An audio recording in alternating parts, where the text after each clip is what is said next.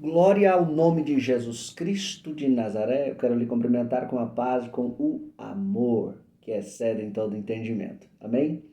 Bora para cima para mais um vídeo. Hoje falaremos do versículo 12 e 13 do livro de Obadias. Vídeo passado nós havíamos falado sobre o versículo 10 e depois do 10 ao 16. Hoje falaremos do versículo 12 e do versículo 13. Você que queira conhecer melhor a segunda carta de João, o tema distração, a terceira carta de João, tema fé, é só me pedir que eu envio para você, tá bom? Essas cartas já foram postas aqui no canal, versículo por versículo, e os temas do mesmo jeito. Então é só pedir, eu envio aí para você. Fechou? Você que queira estudar, você que queira se aprimorar, queira conhecer melhor essas cartas e esses temas. Fechou? Bora lá. Obadias, versículo 12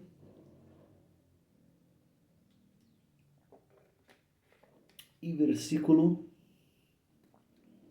13. Está escrito assim, ó. Mas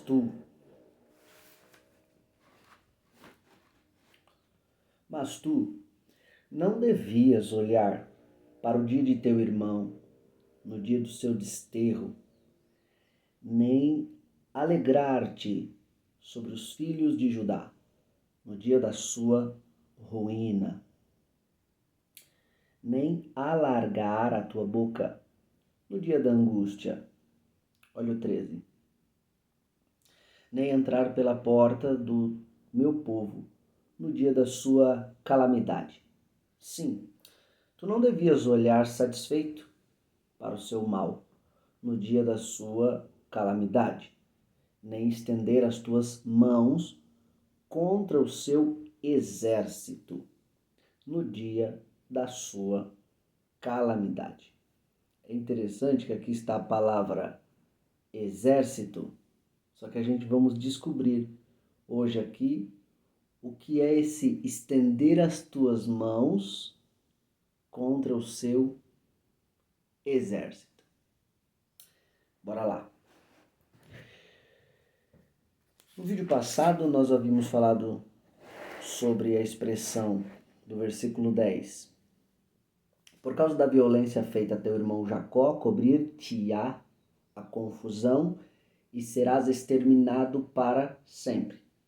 A descendência de Esaú nutria ódio contra Jacó e sua descendência.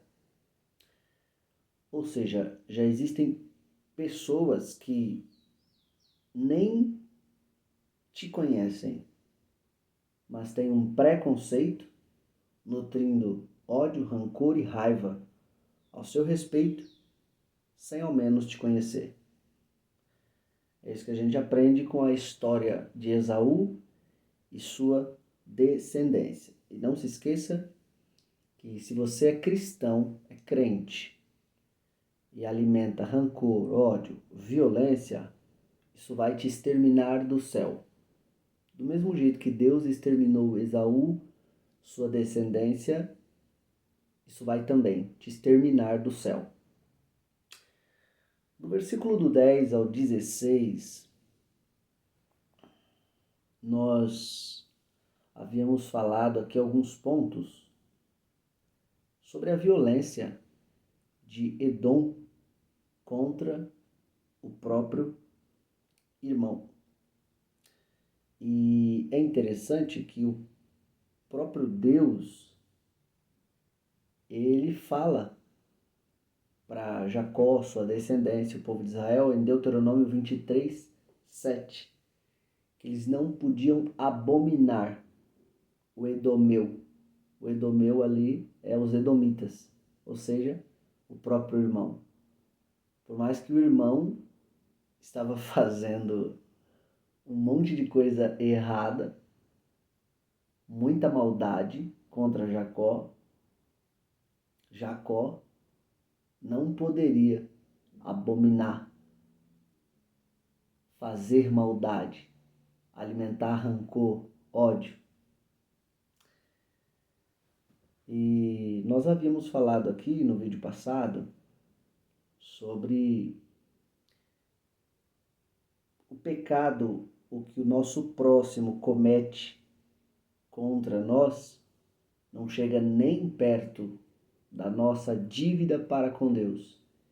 E se um dia você tiver dificuldade de perdoar, basta observar esse triângulo que Deus apresenta em Mateus 18, do 21 ao 35. Seu próximo, você e Deus. Tá bom? O outro detalhe é sobre o acesso. Nem Jesus dava acesso para todo mundo. Tá bom? E isso ele mostra em Mateus 12, do 46 ao 50. Para quem ele de fato dava acesso era para quem fazia a vontade do Pai. Esse sim ele chamava de família. E família ali no texto são pessoas a qual o próprio Jesus dá acesso. Tá bom? Pessoas que ficam próximos a ele. Aí chegamos agora no versículo... Deixa eu ver o tempo aqui. Bora lá. Chegamos agora no versículo 12. Versículo 12, ele diz assim, ó: Mas tu não devias olhar para o dia de teu irmão, no dia do seu desterro, nem alegrar-te sobre os filhos de Judá, no dia da sua ruína, nem alargar a tua boca no dia da angústia. Veja bem que o próprio Deus, ele está falando sobre a alegria que Edom sentia ao ver seu irmão caído, a felicidade que Edom sentia ao ver seu irmão sendo destruído, o gozo que eles sentiam ao ver o povo de Judá, seu irmão Jacó, sendo aniquilado aos poucos. E o próprio Deus disse: vocês não deviam fazer isso. Olhar para o dia do teu irmão, no dia do seu desterro, nem alegrar-te sobre os filhos de Judá no dia da sua ruína. É interessante que Edom aqui, ele está por cima, né? Jacó está por baixo, sendo escravizado, sendo maltratado. Edom, enquanto está no poder, zomba do seu irmão, que está por baixo, sendo maltratado, sendo humilhado. E uma coisa eu aprendo com essa história. Naquele momento ali, versículo aqui, Edom estava por cima. Judá, Jacó, estava por baixo, sendo humilhado, sendo maltratado, faltando as coisas. Mas depois, o próprio Deus, ele muda o cenário. Muda tanto que, torno a repetir isso diversas vezes, Edom já nem existe mais. Aquele que era soberbo, estava maltratando o irmão, não existe mais. E o jogo virou de uma tal forma que Judá, Jacó, Deus exaltou eles. Primeira palavra que eu tenho aqui para liberar sobre a sua vida.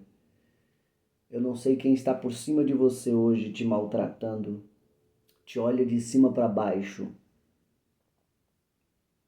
Mas assim te diz o teu Senhor, o jogo vai virar. Edom está por cima hoje, não é? Você está por baixo, sofrendo. O jogo vai virar.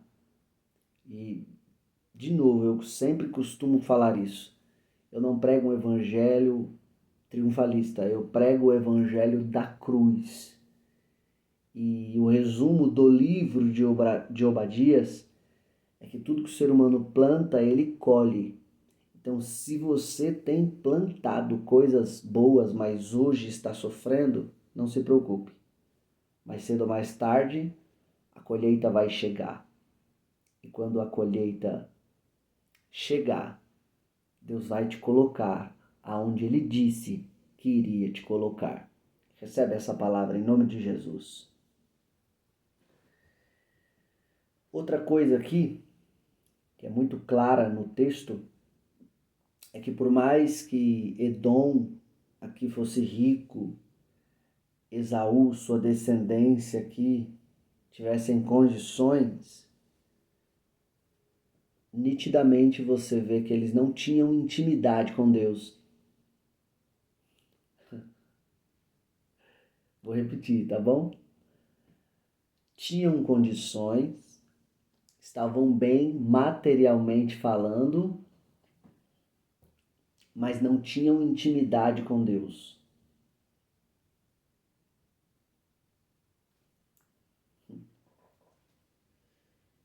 Outra coisa que a gente aprende aqui é que intimidade com Deus não é medida pela posição, não é medida pelo seu poder aquisitivo, pelos bens materiais que você tem, pelo seu patrimônio.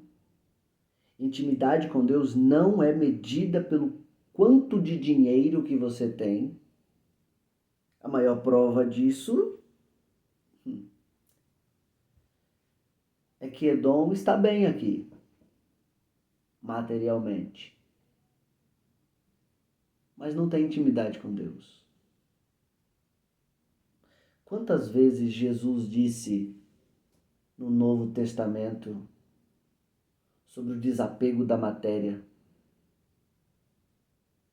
ajuda ao próximo, generosidade? O homem não depende daquilo que ele tem. A vida do homem não consiste naquilo que ele tem.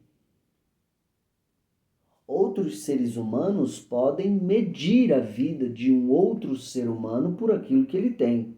Deus, não. Tem muita gente que é tão pobre que a única coisa que essas pessoas têm é dinheiro. Pode acreditar.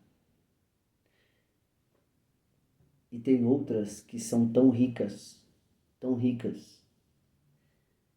que aqui na terra são desconhecidas, mas no céu são chamadas pelo nome. Só uma pergunta. Qual é o nome daquele rapaz quando Jesus conta a parábola do rico e do... Começa com L o nome dele. Lázaro. Qual é o nome do rico?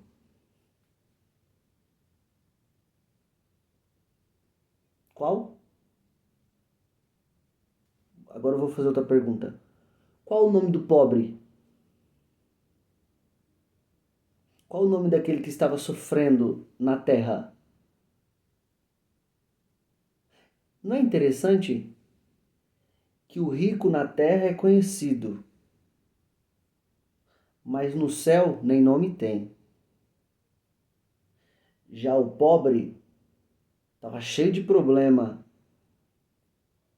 mas no céu e na parábola ele tem nome. E aí, para encurtar a história, para onde o rico foi? Para onde Lázaro foi?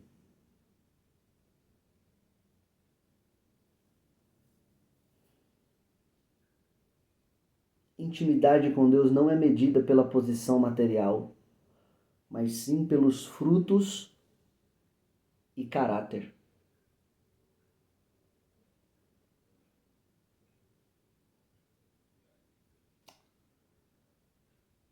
Por incrível que pareça, a nossa geração,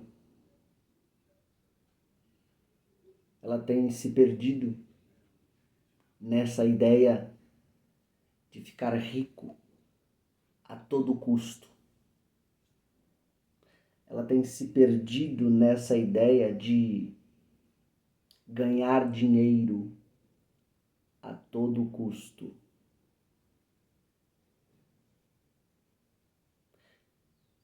Para quem você acha que Jesus falou de que vale ganhar o mundo todo e perder a sua alma?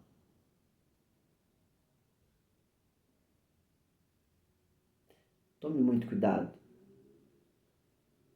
Riqueza é um dom e Deus não deu esse dom para todo mundo.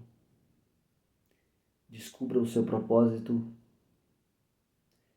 e viva para o seu propósito.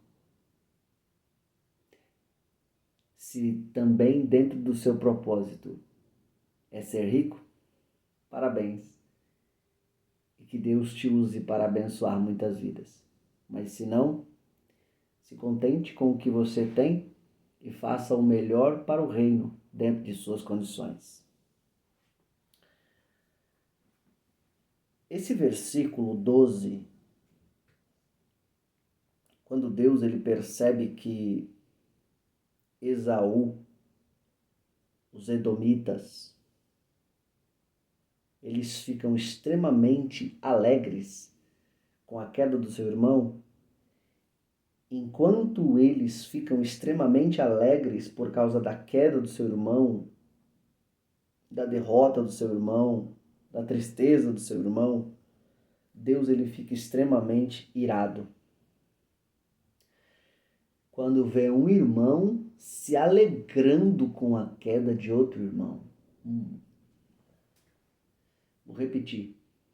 Deus, ele fica extremamente irado quando vê um irmão se alegrando com a queda de outro irmão. Eu vou contar duas histórias para você agora. Promete não se escandalizar, tá bom?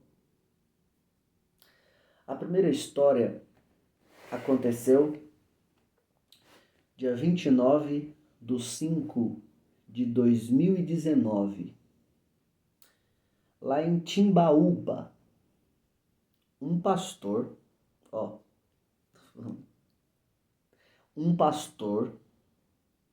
mata outro a facadas e pedradas. Sabe por quê? Só porque perdeu um debate.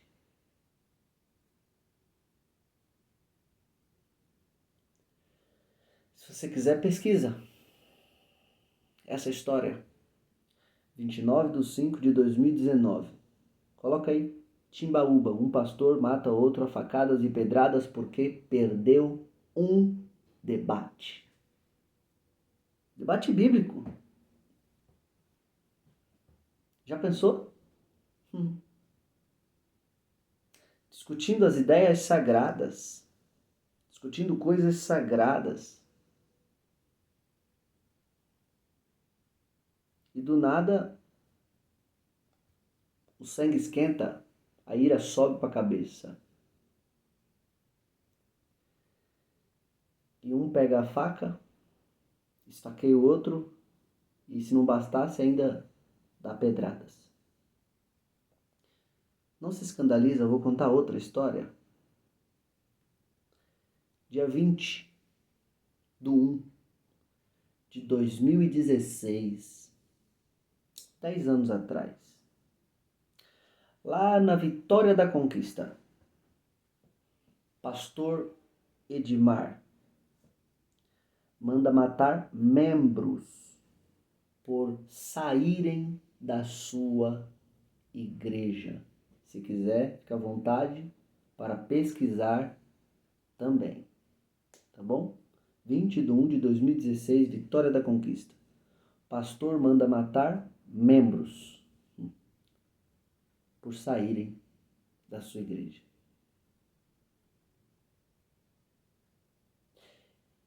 Eu apenas contei esses 2 relatos, só que infelizmente existem inúmeros de um irmão matando o outro, um irmão maltratando o outro, um irmão apunhalando o outro, um irmão se alegrando com a queda do outro. E Deus extremamente irado. A minha oração é que Deus ele te proteja desses irmãos, se a gente pode chamar assim, desses corações malignos, dessas mentes dominadas pelo mal, que só querem poder, poder, poder, fama. E quando o trono é ameaçado, a primeira coisa que eles pensam em fazer é matar o irmão, maltratar o irmão, porque tal irmão de pé é ameaça ao meu nome, é ameaça ao meu trono. O espírito de Herodes, de Faraó, ronda muitas igrejas. Muitos que, quando percebem que vão perder fama, poder, fazem o possível para te matar, te abafar, te afastar. Mas Deus está vendo tudo. Raça nojenta. Deus está vendo tudo. Se arrependam. Se arrependam em nome de Jesus. Levam o nome de Deus, mas já pararam de servir a Deus faz tempo.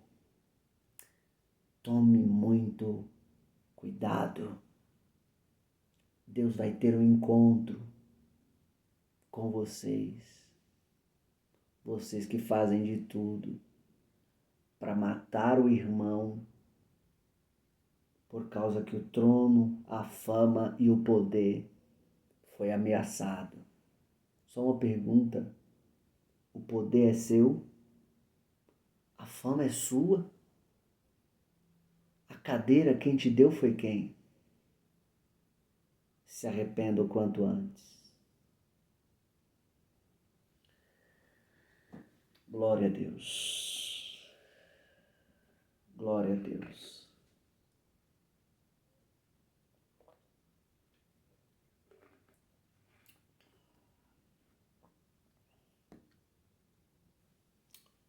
Quantos minutos já? 24 minutos. O versículo 13, na João Ferreira de Almeida, logo no finalzinho aí, ó, na João Ferreira de Almeida. Nem estender as tuas mãos contra o seu exército. Essa é a tradução João Ferreira de Almeida, tá bom? Olha por que nós precisamos de várias traduções para entender alguns textos. Observe bem. Nem estender as tuas mãos contra o seu exército. Essa é a João Ferreira de Almeida. Olha a NVT, Nova Versão Transformadora. Não deveria ter roubado a riqueza deles. É a mesma expressão, tá bom? É a mesma expressão. Agora, observe a mesma expressão na Nova Bíblia Viva. Vocês enriqueceram à custa de seus irmãos. Percebe como vai ficando mais claro? Na primeira leitura, você acha que, por estar a palavra exército, você acha que está falando apenas de soldados, guerra, mas não. Há muitas traduções, muitas vezes, nos ajudam a entender melhor o texto. Vou ler de novo só para você entender. Na João Ferreira de Almeida, é o versículo 13, tá bom? Que eu estou lendo. No finalzinho aí, ó. No finalzinho, ó. Nem estender as tuas mãos contra o seu exército. Na NVT, nova versão transformadora, diz: não deveria ter roubado a riqueza deles. Ou seja, já dá um sentido de roubo. Roubar dinheiro, roubar a riqueza que o irmão tinha. A nova Bíblia Viva diz assim: vocês enriqueceram. Vocês enriqueceram à custa de seus irmãos.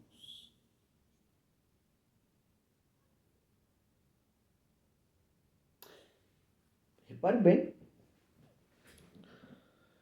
O próprio Deus está dizendo que um irmão estava escravizando o outro irmão para obter ganho pessoal. Um irmão escravizando o outro irmão para obter ganho pessoal. Um irmão roubando o outro irmão para obter ganho pessoal.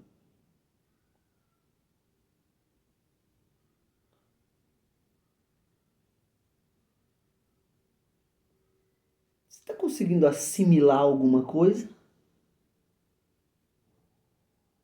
Na nossa realidade? Está conseguindo ligar os pontos na nossa realidade?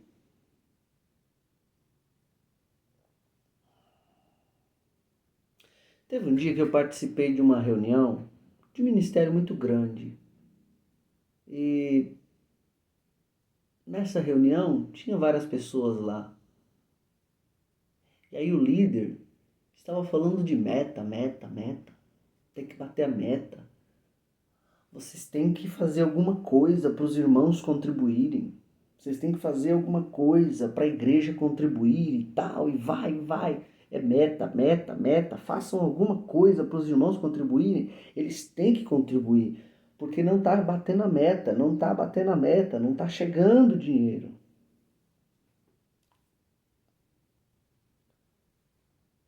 Eu levantei a mão e eu fiz o seguinte comentário. Eu falei, pastor, não seria melhor a gente procurar um outro método para granjear esse dinheiro que o senhor está falando? Procurar um outro método que aliviasse um pouco a igreja. Por que eu estou falando isso? Porque quando tem congresso das crianças, tira-se oferta para o congresso das crianças. E a oferta que é tirada da igreja dos adolescentes, tira-se oferta e tem cantina para os adolescentes e é tirado da igreja. Mocidade, a mesma coisa. Irmãs, a mesma coisa. Varões, a mesma coisa. Fora os pequenos empresários da igreja, que de vez em quando pedem ajuda da igreja também. E assim sucessivamente. Ou seja, tudo isso é tirado do próprio povo. Será que é o povo mesmo que não tem contribuído?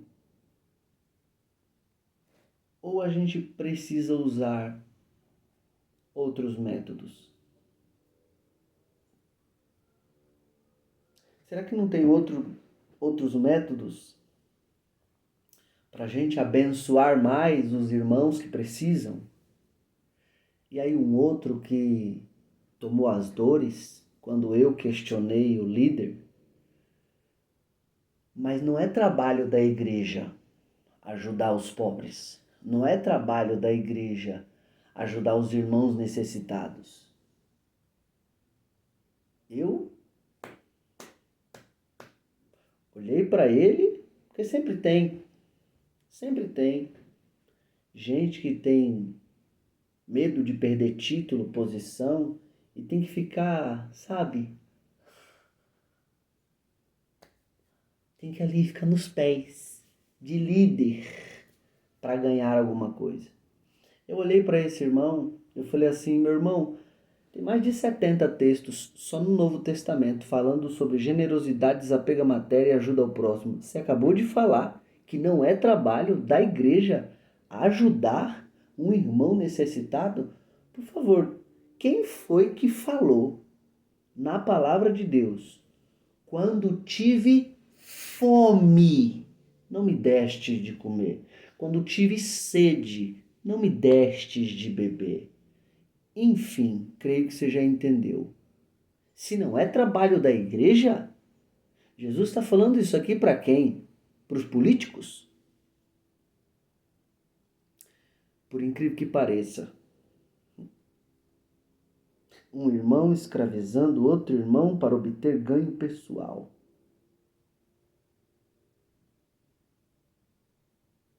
Será que quando a gente olha para a igreja dos dias atuais, será que a gente não vê um pouco dos edomitas nela? Tanta gente enriquecendo enquanto outras padecendo.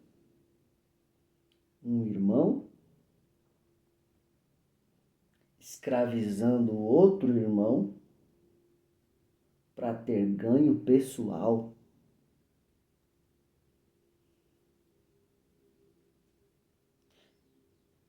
Eu percebi que quando você conversa com certos cabeças, com certas lideranças, eles não suportam nem ser perguntados, que eles já fazem o possível para te afastar. Mas eu não sei onde esse vídeo vai chegar. Eu não sei onde esse comentário vai chegar. Mas eu sempre tive vontade, sabe, de fazer algumas perguntas. Muitas eu tenho. E algumas delas que eu tenho é exatamente essa.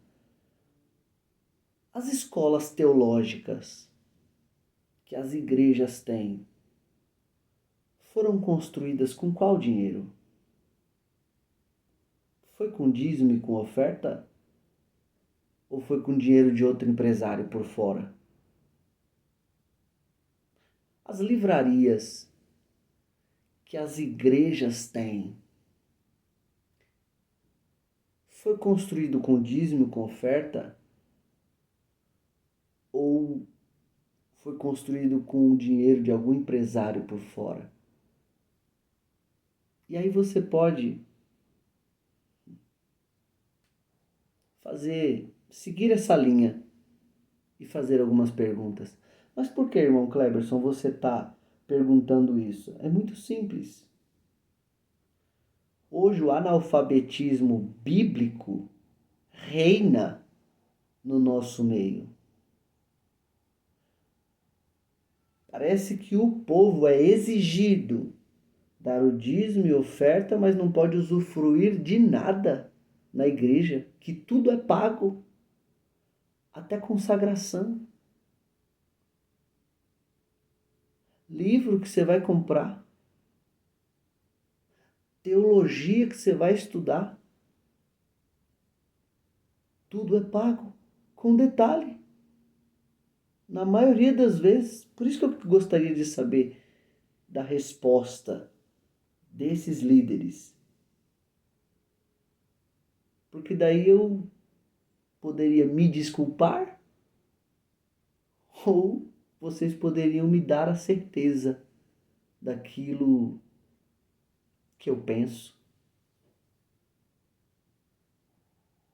Porque você não acha injusto você construir um império com dízimo e com a oferta do seu irmão e depois de construir esse império, o seu irmão quer ter um pouco de acesso a isso e tem que continuar pagando para manter esse império cada vez mais rico. Um irmão escravizando outro irmão para obter ganho pessoal.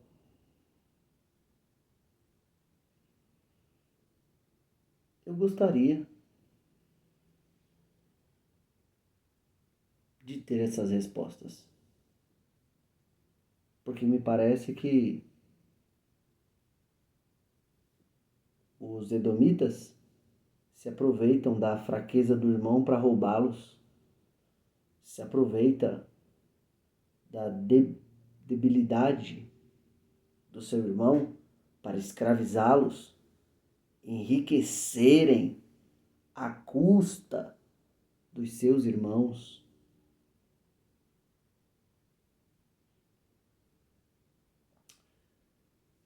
Que Deus ele possa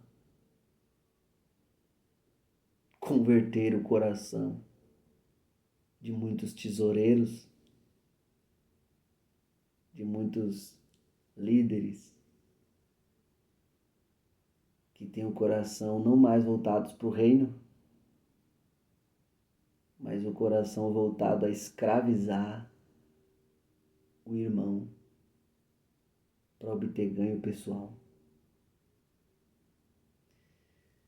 Senhor, eu oro nesse exato momento para que o Senhor converta o coração dos tesoureiros, da administração financeira da igreja. Oro para que o Senhor tire todos esses pensamentos e sentimentos malignos que estão na mente e na alma de muitos crentes, Senhor, pensando em fazer maldade contra o próprio irmão, pensando em enriquecer, se aproveitando da debilidade do próprio irmão. Papai, nos ajuda a viver o verdadeiro evangelho. Nos ajuda a se parecer contigo. Vai ao encontro, Pai. Vai ao encontro desses pastores, desses tesoureiros. Gente que está vendo a obra de Deus como comércio. Senhor, em nome de Jesus, vai ao encontro e converte esses corações. Amém. Bora para cima.